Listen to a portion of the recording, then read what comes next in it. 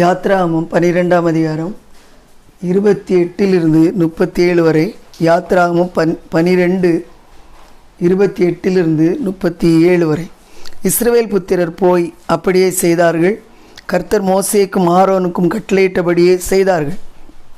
நடுராத்திரியிலே சிங்காசனத்தின் மேல் வீற்றிருக்கும் பார்வோனுடைய தலைப்பிள்ளை முதல் காவல் கிடங்கில் இருக்கும் சிறைப்பட்டவனின் தலைப்பிள்ளை வரைக்கும் எகிப்து தேசத்தில் இருந்த முதற் பேர் அனைத்தையும் மிருக ஜீவன்களின் தலையீற்றனைத்தையும் கர்த்தர் அளித்தார்.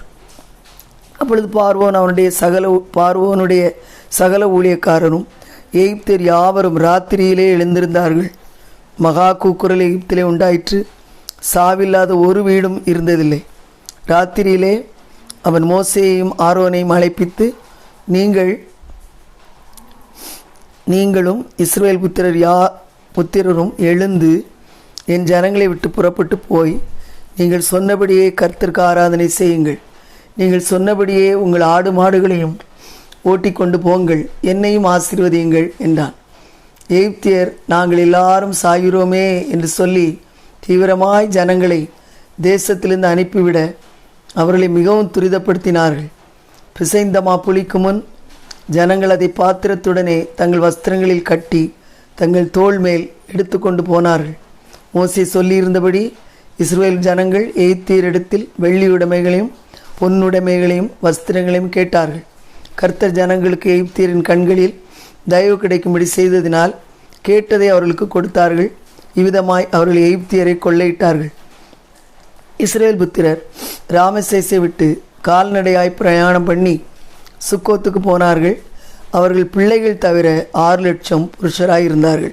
அருமையான தேவனுடைய பிள்ளைகளே, இந்த இடத்துல நம்ம கடந்த நாட்களை தியானித்து வருகிறோம். பஸ்கா பண்டிகை, பஸ்கா ஆட்டுக்குட்டி அடிக்கிறது, இயேசுவின் இரத்தத்துடைய மதிப்பு, அந்த இரத்தத்தை ஆண்டவர் கண்டு எப்படி கடந்து போவேன்னு சொன்னார். அதுபோலவே அவங்க அதுபோல் நடந்துச்சு. அந்த 14ஆம் நாளில் 1ஆம் மாதம் 14ஆம் தேதியிலே பஸ்கா ஆட்டுக்குட்டி அடிக்கப்பட்டது. ரத்தம் நிலைக்கால்களில் பூசப்பட்டது. எந்தெந்த வீட்டுக்கு முன்னால் நிலைக்கால்களில் ரத்தம் பூசியிருந்ததோ அந்த வீட்டுக்குள்ளே இருந்தவங்களுக்கு ஜீவன் கிடைத்தது. ஆனால் வெளியே இருந்தவங்க எல்லாருக்கும் மரணம் வந்தது பார்க்குறோம். எல்லாருக்கும் இல்லை, முதற் பேரானவர்களுக்கு மரணம் வந்ததுன்னு சொல்லி பார்த்தோம். அது நடந்துட்டு இப்போ அந்த இடத்துல நம்ம பார்த்தோம். அப்படி நடக்கும்னு சொல்லியிருந்தார். அது நடந்துட்டு அப்போ நடந்த உடனே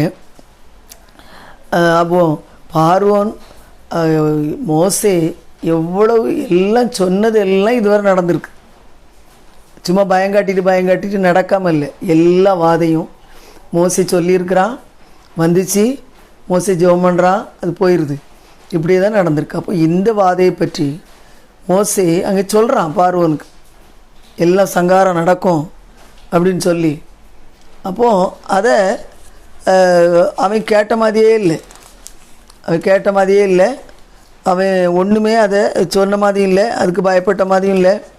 அவ்வளோ மனக்கடினம் அவங்க அவ்வளோ மனக்கடினத்தோடு அந்த பார்வோன் இருக்கிறத பார்க்குறோம். அவன் காத்திருக்கிறான், இதுவும் நடக்க தான் செய்யணும். அவனுக்கு தெரியக்கூட இல்லை பாருங்கள். தெரியக்கூடனா அந்த உணர்வு இல்லை. அந்த இருதயம் அவ்வளோ கடினப்பட்டு போய் உணர்வு இல்லாத இருதயமாயிற்று. உணர்வு இல்லாமல் அப்படி கடினப்பட்டு போனதுனால எல்லா வாதையும் மோசஸ் சொன்னது போல் வந்துச்சு. இந்த வாதையும் மோசஸ் சொன்னது போல் வந்துச்சு. எகிப்தியரில் தலைப்பிள்ளைகள் எல்லாம் இறந்தாங்க. எகிப்தியரில் ஒரு வீட்டில் அது மரணம் இல்லாத வீடு இருந்திருக்காது. யோசித்து பாருங்கள், எவ்வளோ பெரிய ஒரு தேசம் முழுவதும் இந்த கொரோனா நேரம் நமக்கு எத்தனை பேர் மரித்த போது எவ்வளோ வேதனை வச்சு பாருங்கள். பார்க்கவும் விடலை. முதல்லலாம் வேக்சின் வரல, மரண வேதனை, தேசம் முழுவதும் மரண பயம்.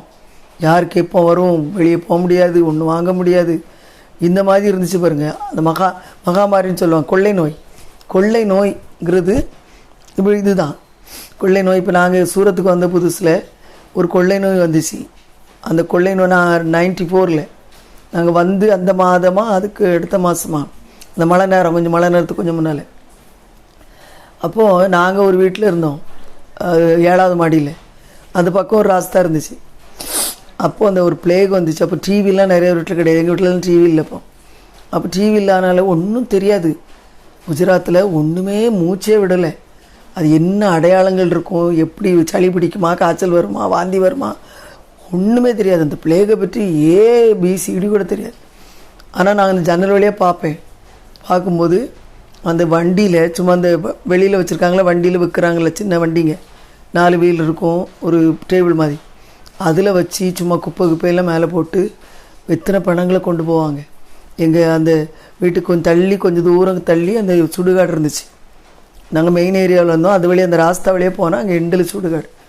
அப்போ எல்லாருக்கும் என்ன பயம், எல்லோரும் ஓடிட்டாங்க, ஊரை விட்டே ஓடிட்டாங்க. சூரத்து அவ்வளோ பெரிய சிட்டி, தெருவெல்லாம் காலியாக கிடந்துச்சு. எல்லோரும் சூரத்தில் உள்ளவங்க எல்லோரும் அவங்க சொந்தக்காரங்க குஜராத்தி சங்கங்க வேறு சிட்டிஸில் இருப்பாங்க, கிராமத்தில் இருப்பாங்க, எல்லாம் காரில் பேக் பண்ணி எல்லாம் ஓடிட்டாங்க. ஃபுல்லாக சூரத் சிட்டியை வெறிச்சு ஓடி கிடந்துச்சு. கொள்ளை நோய் மரணங்கும்போது எல்லாருக்கும் பயமாக தான் இருக்கும். இப்போ இவ்வளோ சொல்லியும் இந்த பார்வனுடைய உள்ளம் கடினமாக இருந்ததுனால, அவன் கேட்காம போனதுனால ஃபுல் தேசத்துலேயும் மரணம். அப்போ 12 மணிக்கு இப்போ நான் போவேன்னு சொன்னார். நடுராத்திரியிலே ஆண்டவர் நான் கடந்து போவேன்னார். அதே மாதிரி நடுராத்திரி ஆனோடனே எல்லாருக்கும் தெரிஞ்சு போச்சு. எல்லாம் செத்து விழுறாங்க. விழுந்தோடனே எல்லாம் அலற ஆரம்பித்த உடனே பார்வன் ராத்திரியிலே கூப்பிட்றான் மோசையை. நடுராத்திரி முடிஞ்ச உடனே கொஞ்சம் நேரத்திலே மோசையை கூப்பிட்றான். நீங்கள் உடனே ஓடுங்க, ஆடு மாடுகளை கூட்டிகிட்டு போயிருங்க, எல்லாம் போங்க, என்னையும் ஆசீர்வதிங்க அப்படின்னு சொல்கிறான். அவனை ஆசீர்வதிச்ச மாதிரி போடலை யாரும், அவனுக்கு அங்கே ஆசீர்வாதம் கிடையாது. அவனை ஆசீர்வதிக்கலை. அவங்க எல்லாம் ராத்திரியா எல்லோரும் தீவிரமாக துரத்தி விடப்பட்டாங்க. எகிப்தியர்களை துரத்துனாங்க, துரிதப்படுத்தினாங்க. எல்லாம் வஸ்திரங்கள், வெள்ளி, பொண்ணு எல்லாம் கேட்டதெல்லாம் கொடுத்தாங்க. கொள்ளையடிச்சிட்டு போகிறாங்க. கொள்ளையடிச்சு தப்பு நீங்கள் சொல்லக்கூடாது, நான் அதுக்கு தான் சொல்ல போகிறேன். அதை விட்டு அவங்க 6 லட்சம் பேருக்குன்னா 6 லட்சம் பிள்ளைகள், புருஷர் 6 லட்சம் பிள்ளைகள். அப்போ எப்படி இருக்கும், கண்டிப்பாக நிறைய இருந்திருப்பாங்க, நிறைய லட்சங்கள். அவங்க கிளம்பி போயிட்டாங்க. எப்படி ஆண்டவர் அவங்கள முதல்ல சொன்னாரோ, பார்வோன்ட்ட முதல்ல கேட்டது போல் அவன் விட மாட்டேன்னா, அதே பதி கடைசியில் எல்லாருமே போயிட்டாங்க. எல்லாம் மொத்தத்தில் கோஷன் தேசத்தில் இவங்க இருந்தாங்க, அந்த இடத்துல எல்லாம் காலி பண்ணிட்டாங்க. இன்றைக்கி நான் என்ன சொல்ல விரும்புகிறேன்னா, அருமையான தேவனுடைய பிள்ளைகள், ஆண்டோடைய நியாய தீர்ப்பு, ஆண்டவரை பற்றி நீங்கள் ஒரு காரியம் மறக்கக்கூடாது. தமிழில் கூட ஒரு பழமொழி இருக்குது, அரசன் அண்டே கொள்வான், தெய்வம் நின்று கொல்லுன்னு சொல்லுவாங்க.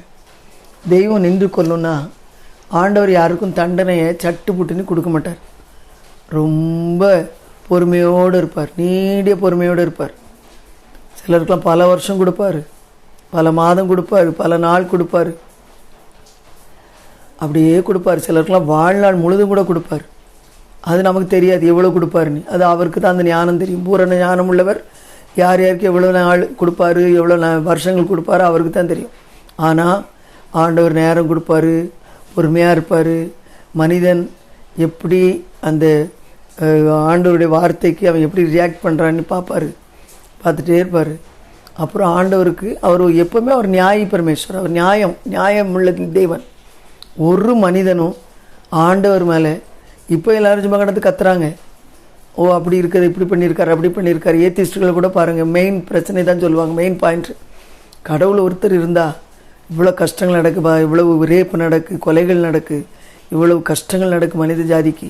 அவர் என்ன கண்ணை மூடிட்டு எங்கே இருக்கிறாரு, கடவுள் இல்லை அதனாலன்னு சொல்லுவாங்க. அவங்களுக்கு தெரியாது, எல்லாம் இங்கே தான் கற்றுவாங்க. ஆனால்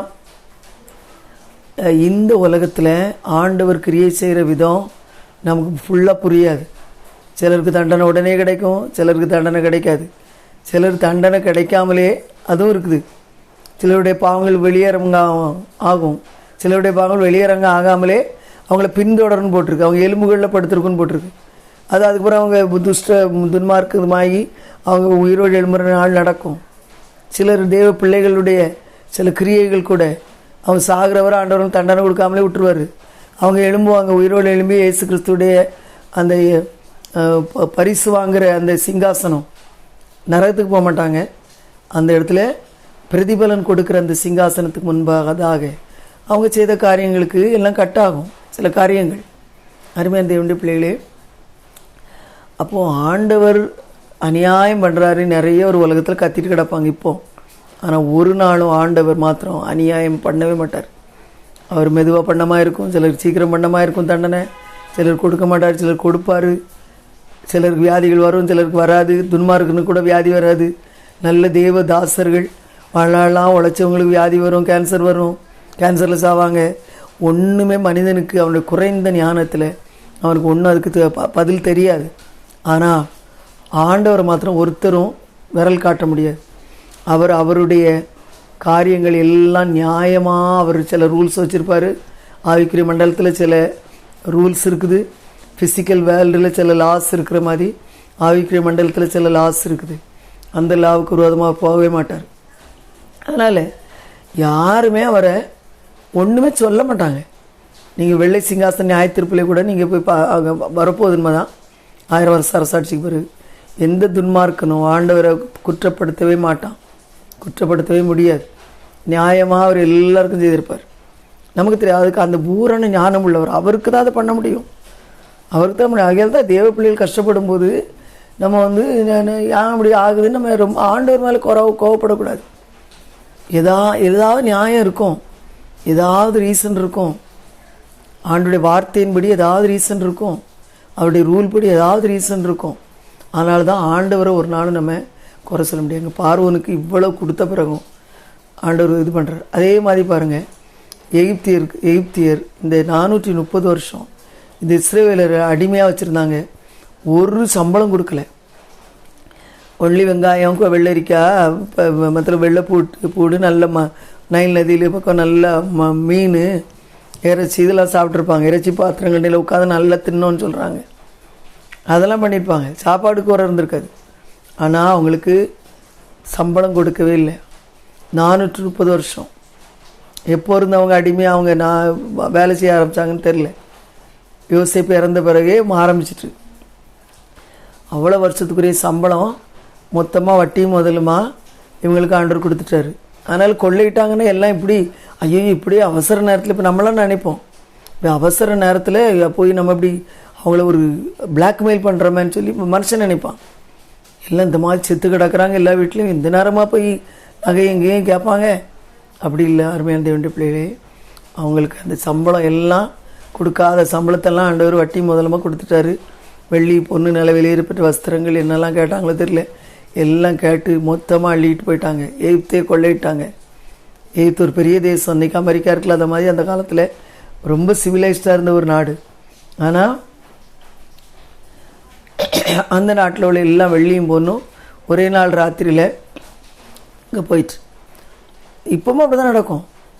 நம்ம சிலர் நினைக்கிறாங்க நம்ம நல்லா ஏழைங்களை கொள்ளையிடுறோம், தெய்வ பிள்ளைகளுக்கு விரோதமாக நடந்துக்கிட்டு இருக்கோம், நமக்கு ஒன்றும் இங்கே ஒன்றும் வரலையே, நமக்கு ஒன்றும் நஷ்டம் ஆகலையே, நல்லா தானே இருக்கோம் அப்படி நினைக்கலாம். ஆண்டவருக்கு ஒரு டைம் வரும், எல்லாத்துக்கும் வட்டி முதலமாக செலுத்த வேண்டியிருக்கும், எல்லாத்துக்கும் வட்டி முதலமாக செலுத்த வேண்டியிருக்கும். ஆனால் தேவ பிள்ளைகளுக்கு என்னென்னா நம்முடைய பாவங்களெல்லாம் ஆண்டவர் இயேசுவின் ரத்தத்தினால மன்னிச்சிடுறார். பிதாவாகி தேவன் இயேசு கிறிஸ்துடைய ரத்தத்தினால எல்லா தேவ பிள்ளையுடைய பாவங்கள் மன்னிக்கப்பட்டு விடுது. ஏன்னா இயேசு கிறிஸ்துவின் தண்டனையை ஏற்றுக்கொண்டார். ஆனால் அவிசுவாசிகள் இயேசு கிறிஸ்து அவங்களே பாவங்களையும் தண்டனை ஏற்றுக்கொண்டார். ஆனால் அவங்க என்ன செய்கிறதில்ல, அதை அவைல் பண்ணுறதில்ல, அதை விசுவாசிக்கிறதில்ல. விசுவாசிக்கமாக இருக்கும்போது நீங்கள் உங்கள் பாவத்திலே சாவீர்கள்னு இயேசு சொன்னார் இல்லையா பரிசேயர்கள்ட்ட. விசுவாசிக்காதவங்களுக்கு மேலே அவங்க பாவம் இருந்துக்கிட்டு தான் இருக்கும். அது அந்த பாவத்தின் தண்டனை அவங்களுக்கு கிடைக்க தான் செய்யும். பல தேசங்களில் கூட இப்போ சில மெசேஜஸ் கேட்டிருக்கேன். இப்போ தேசங்களில் வரலாற்றிலே சில காரியங்கள் நடக்கும். இங்கே பார்த்தீங்கன்னா கானான் தேசத்தில் ஆபிரகாமுக்கு தான் வாக்குத்தத்தம் பண்ணியிருந்தார். ஆபிரகாம், ஈசாக்கு, யாக்கோபு எல்லாம் கூடாரங்களில் குடியிருந்தாங்க. யாக்கோபு, ஏசாலாம் அந்த டீனேஜிலலாம் அவங்க அந்த கூடாரத்தில் குடியிருந்தாங்க. அப்புறம் யாக்கோபு இங்கே ஓடி வந்துடுறான், திரும்ப வாரான் ஈசாக்குக்கிட்ட. அப்போ அதில் பார்த்தீங்கன்னா யாக்கோபு ஓடின உடனே ஆசீர்வாதத்தை வாங்கிட்டு ஓடின உடனே ஏசாவை குறித்து எழுதியிருக்கோம். அவன் ஏற்கனவே கல்யாணம்லாம் ஆகி பிள்ளைகளை பெற்றுட்டான். அவன் ஏதோ தேச மலையை தெரிந்து கொண்டு அந்த ஏரியாவில் போய் அவன் வேர் உண்டு ஆரம்பிச்சிட்டான் உடனே. ஆனால் யாக்கோபு அங்கேருந்து வாரான், இத்தனை வருஷம் அங்கே ஆடு மேய்ச்சிட்டு அவங்க மாமா வீட்டில் கிடந்து கஷ்டப்படுறான். இங்கே வாரான், இங்கே வந்து தகப்பனை சந்திக்கிறான். அதுக்கு பிறகு கொஞ்சம் வருஷங்கள் இத்தனை வருஷம் இருந்தாங்கன்னு தெரில. அதுக்கு பிறகு எகிப்துக்கு அடிமையாக போகிறாங்க ஆண்டோடைய பிள்ளைங்க. 430 வருஷம் தேவனை தேடினவங்க. யாக்கோபு தேவனை தேடினான், ஆபிரகாம் ஆண்டவரை தேடினான், ஈசாக்கு ஆண்டவரை தேடினான். ஆனால் அவங்க பிள்ளைங்க தெரிந்து கொள்ளப்பட்ட அந்த சந்ததி இவ்வளோ கஷ்டப்படுது. அதுக்கு காரணம் என்னன்னு நமக்கு தெரியாது. என்றைக்கும் காரணம் மாத்திரம் நிறைய இருக்குது. ஆவிக்குரிய மண்டலத்து ரகசியங்கள் நிறைய இருக்குது, நமக்கு தெரியாது. ஆனால் தெரியாததுனால நம்ம வந்து அமைதியாக தான் இருக்கோம். அப்போ அந்த 430 வருஷம் அங்கே இருக்காங்க. இங்கே கானானியர் வந்து எல்லாம் தேசத்தில் விக்கிரக ஆராதனை, பயங்கர விபச்சாரம், காம விகாரம், பிள்ளைகளை பலியிடுறது, இவங்க பாகம் அப்படியே கூடிகிட்டே இருக்குது. நம்மளாலே சொல்லியிருக்கேன், ஆண்டவர் அந்த பாத்திரம் நிரம்புற வரை காத்திருப்பார். அப்படி நிரம்பி வழிய ஆரம்பித்த உடனே அவ்வளோதான், முடிஞ்சு கதை, டைம் அவுட். அப்போ அந்த 430 வருஷம் கழித்து அவங்க 40 வருஷம் அந்த வனாந்திரத்தை சுற்றிட்டு அவங்க இங்கே வராங்க. வரும்போது கானானியருடைய பாவம் நிறைவேறிட்டு அவங்களுக்கு அழிவு வர வேண்டிய டைம் வந்துட்டு, அழிக்க வேண்டிய டைம் வந்துட்டு, அழிவு. ஆண்டவர் யோசுவாவை வச்சு எல்லாத்தையும் சங்கரித்தார். அப்போ சிலர் சொல்லுவாங்க, பழைய ஏற்பாட்டில் இப்படி பிள்ளைகளெல்லாம் குழந்தைகளெல்லாம் சங்கரிக்க சொல்லியிருக்க, அப்படி சொல்லியிருக்காரு. பழைய ஏற்பாட்டு காலத்து பிதா பயங்கர கடூரமானவர்னு நினைப்பாங்க. அருமையான தேவனுடைய பிள்ளைகள் அப்படி கிடையாது. எல்லாத்துக்கும் ஒரு நியமங்கள் இருக்குது, ரூல்ஸ் இருக்குது. ஆண்டவர் சமயம் கொடுப்பார், எல்லாருக்கும் அந்நிய ஜாதி ஆட்களுக்கும் கொடுப்பாரு. எல்லாம் அந்த பாவம் நிறைஞ்சி வழிகிற டைம் அவுட் ஆகும்போது ஆண்டவர் இறக்கம் காட்ட மாட்டார், அவ்வளோதான், சங்கரிச்சிருவார். பழைய ஏற்பாட்டில் அப்படி தான் பண்ணார். பழைய ஏற்பாட்டில் சங்கரிப்பு. அதனால தான் அவர் இஸ்ரேல் ஜனங்களுக்கு அதே தான் சொல்லிக்கிட்டே இருந்தார். எரேமியா மூலமாக எவ்வளோ சொல்லி பார்க்குறாரு, எத்தனையோ சின்ன தீர்க்கதரிசிகள் மூலம் சொல்லி பார்க்குறாரு, கேட்கல. விக்கிரக ஆராதனையில் போயிட்டாங்க, கடவுளை தேடலை விட்டுட்டாங்க. எவ்வளோ சிதைக்கிய ராஜாட்ட எவ்வளோ சொல்லி பார்க்குறாரு எரேமியா. நீ இப்போ பாபிலோன் ராஜா கிட்ட பின்னால் போயிட்டுன்னு வச்சுக்க, அடிமைப்பட்டு நீ போயிட்டானா இந்த எருசலேம் தேவாலயம் அழிக்கிறதுலேருந்து காப்பாற்றப்படும், எருசலேம் நகரம் காப்பாற்றப்படும், சரண்டர் ஆயிருங்க. அதான் ஆண்டோட சித்தம்னு சொல்லி பார்க்குறாரு. அவங்க கேட்கவே இல்லை. கடைசியில் 70 வருஷம் அவங்க அங்கே பாபிலோன் தேசத்தில் அவ்வளோ வேதனைகளை அனுபவித்தாங்க. 70 வருஷம் சொன்னது தான், அவ்வளோதான். 70 வருஷம் அவங்க அவ்வளவு தேசம் அப்படியே, தேசத்தை குறித்து கூட சொல்லப்பட்டிருக்கு. தேசத்தை பற்றி ஆண்டவர் சொல்கிறாரு, தேசம் தன் ஓய்வு நாட்களை மனரம்யமாய் அனுபவிக்கும்னு சொல்கிறார். 7 வருஷத்துக்கு ஒருக்கா சுட்டி கொடுக்கணும், லீவு கொடுக்கணும், ரெஸ்ட்டு கொடுக்கணும் இந்த நிலத்துக்கு. அதவன் கொடுக்கல. அதெல்லாம் வட்டி முதலமாக ஆண்டவர் கேல்குலேட் போட்டு தேசத்துக்கு நல்ல ரெஸ்ட், எத்தனை வருஷம் அவங்க கொடுக்கலையோ அத்தனை வருஷத்துக்கு ரெஸ்ட் கொடுத்துட்டாரு. இவங்களை அங்கே விரட்டி விட்டுட்டார். ஆண்டவர் எல்லாம் நியாயமாக செய்வார். நம்முடைய வாழ்க்கையிலுமே நடக்கிற காரியங்களை குறித்து நம்ம கலங்கக்கூடாது, நம்ம வந்து பயப்படக்கூடாது, நம்ம ஆண்டவர் குறை சொல்லக்கூடாது.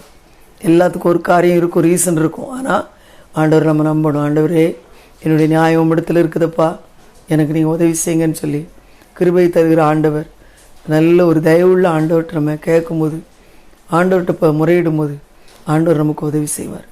எல்லாம் ஞானமாக நடத்துவார். வாழ்க்கையில் என்னென்ன காரியான யோசித்து பாருங்கள். எல்லாருக்கும் அவரவருக்கு ஒரு வில் கொடுத்துருக்கார்.